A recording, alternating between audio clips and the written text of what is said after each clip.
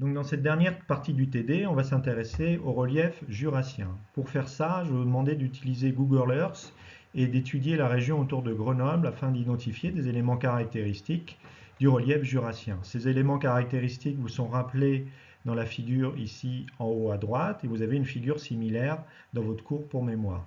Donc ce que je vous demande d'identifier, c'est des exemples de ruses, de monts, de combes, de cluses, de synclinales perchées et de craies.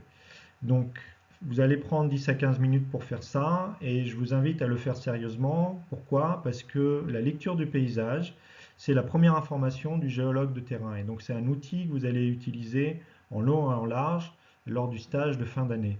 Donc soyez sérieux sur cet exercice-là sur Google Earth, puisque si vous arrivez à bien voir les choses sur Google Earth, même si le terrain c'est un peu différent, il est probable que vous verrez bien les choses également sur Google Earth. Vous aurez compris comment on lit un paysage et ça sera autant de temps de gagner pour la réalisation de votre carte géologique. La lecture du paysage va vous donner des informations pour les structures que vous avez sous vos pieds et donc comment et où carter ces structures.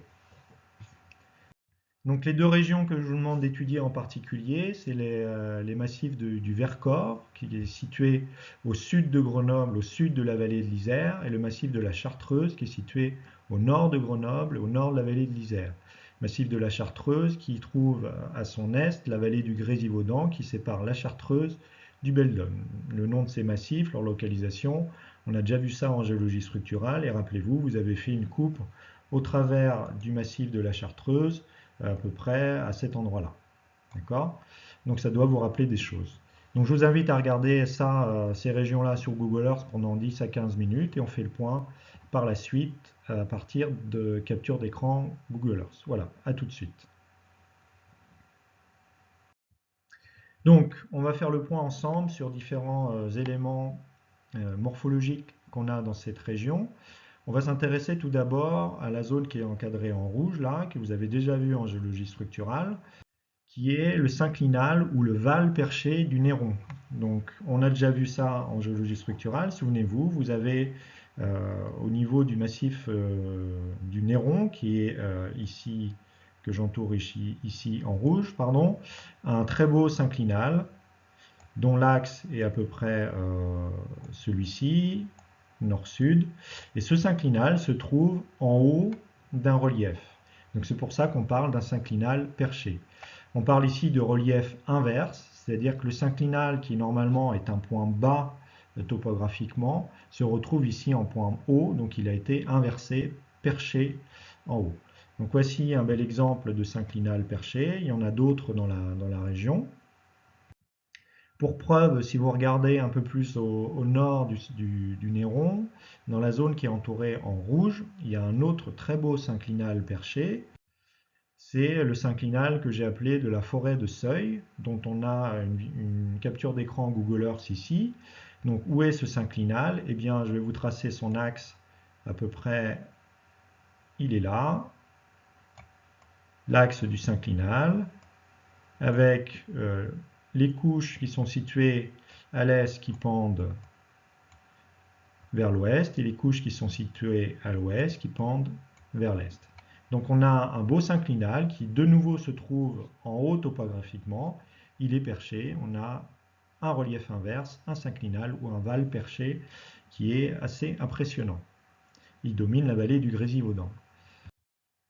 Pour information, vous trouverez sur le site Géolal des reconstructions détaillées de la géologie de la dent d'écrole qui correspond à la terminaison sud de ce synclinal perché. Donc je vous invite à aller voir sur Géolalp, il y a une description très détaillée des différentes unités, formations géologiques qu'on trouve à ce niveau-là.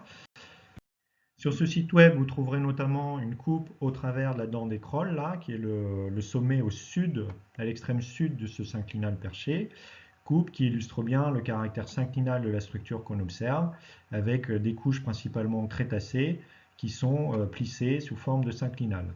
Vous avez sur cette image derrière là une capture d'écran Google Earth avec la carte géologique qui est nappée sur le relief, qui vous permet de mieux voir le caractère synclinal de la structure qu'on est en train d'observer, avec, vous voyez, au cœur, à l'endroit où on a la forme, le val perché, le couche rose là, qui est du lurgonien, qui arme le relief et qui fait ce grand synclinal qui est perché.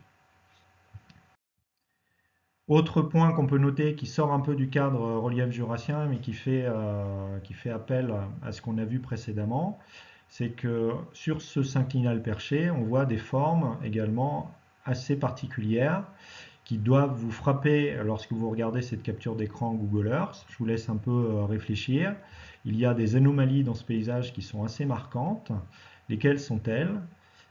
Eh bien, si vous regardez ici, on voit un trait de couteau dans le paysage assez net. On en voit un autre ici, on en voit un autre là, on en voit un troisième là. Donc des traits de couteau qui sont marqués pour certains par des ressauts topographiques assez importants. Entre, par exemple, ici et ici, vous avez une topographie qui descend. De la même manière, à cet endroit-là, la topographie descend. Donc, vous l'aurez deviné, ces différents traits de couteau dans le paysage, eh bien, ce sont des failles, et failles principalement subverticales, avec pour le moment un jeu décrochant. Pour preuve, la carte géologique, encore une fois nappée sur l'image Google Earth, eh bien, on retrouve ce dont on se doutait à partir d'une analyse de paysage. On voit bien ici une grande faille, une autre grande faille qu'on a vue dans le paysage, celle-ci aussi, et puis cette grande faille également, avec des contacts anormaux entre différentes couches. Voilà, donc dans le paysage, encore une fois, on ne voit pas simplement que les structures plissées, on voit également des failles, ce qui était vrai sur des régions très désertiques comme on a vu en Asie centrale, est vrai également sur les zones que vous allez étudier en stage terrain. On a vu des exemples précédemment sur des photos aériennes et encore voici un autre exemple dans la région de Grenoble qui est très similaire à ce que vous allez étudier en stage terrain.